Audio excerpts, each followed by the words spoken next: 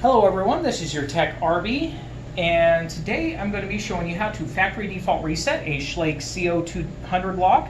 The same instruction also applies to the Schlage CO-220. Alright, in order to reset the lock, what you will need is the mechanical key that goes in the lever.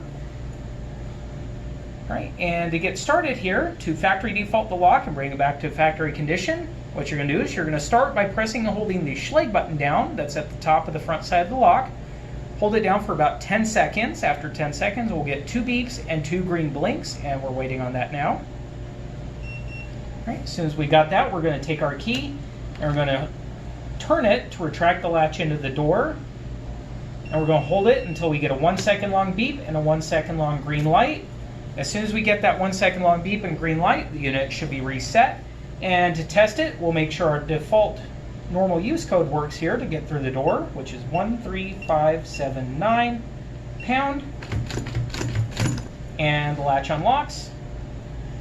And now the lock is good to go for any other programming that we need to do. All right. Any questions, please see the manual below or leave me a comment.